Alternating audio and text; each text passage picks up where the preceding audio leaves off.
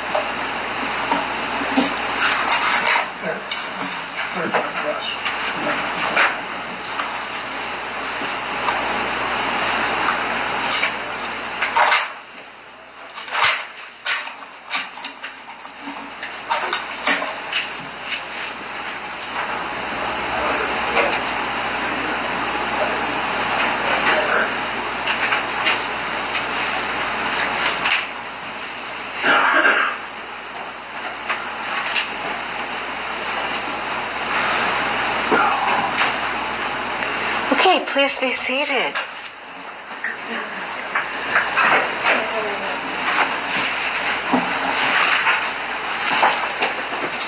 All right, good morning, members of the jury. I was pleasantly surprised that we didn't have the icy roads that we thought we were going to. So, all right, does the state have any further witnesses? Good morning. No, Your Honor, the state rests.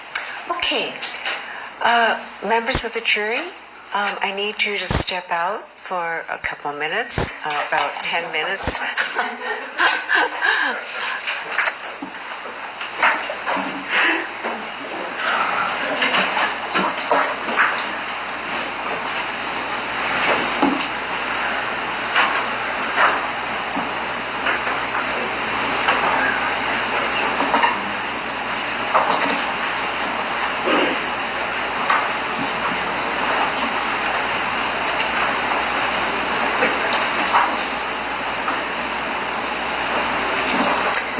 Please be seated.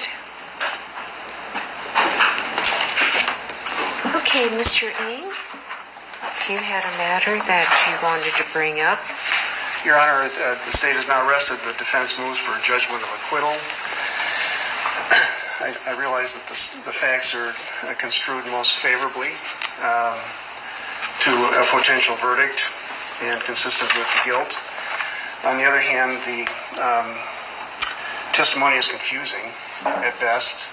The theory advanced yesterday is that a taser was inappropriate to be used. That was an opinion of Mr. Stoughton.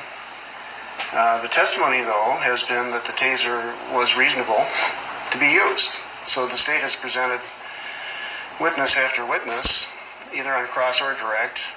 Speaking of Peterson Lucky, for example, who've indicated that the taser was quite reasonable to use, should have been used. I think they were pleased that it was used, or at least something was done. So we have a sort of this discordant presentation. I mean, if the theory of the government is that the taser is inappropriate, then they've presented conflicting evidence to that opinion. If the theory of the government is that the taser was appropriate, then the expert's opinion is inappropriate. And that also goes for the use of deadly force as well. I mean, we have Johnson's testimony and Fleshling's testimony. Then we have Stoughton's testimony. So it's a confusing mess, really. And I say that in all due respect to my colleagues on the other side. When you denied our motion for the judgment of acquittal on the manslaughter count, one, the opinion was, of course, thorough and well done, but it also commented how the probable cause standard is quite de minimis compared to the standard of proof beyond a reasonable doubt. And so they still have to show that, at the moment, and it is a standard at the moment, she thought she was employing her taser, and everybody agrees to that she had a knowledge that she was about to commit a violent act, and with that knowledge, however obtained, disregarded that knowledge. That's really a high burden to meet under those cases we've been talking about. So while the probable cause was perhaps suitable to satisfy both charges, which are related to each other, really. I mean, the consciousness of guilt and the first degree standard are quite similar. The evidence in our view is insufficient. We request that you dismiss both counts, but particularly the man one count, which the court already discerned is quite weak. And nothing has happened here to make it stronger. I also want to make an offer of proof consistent with what we were talking about yesterday. I can do that now or wait on that. I defer to the court's discretion. Okay, why don't we let the state respond to the motion for judgment of acquittal first? Thank you, Your Honor. My understanding, Sorry. habits, yeah.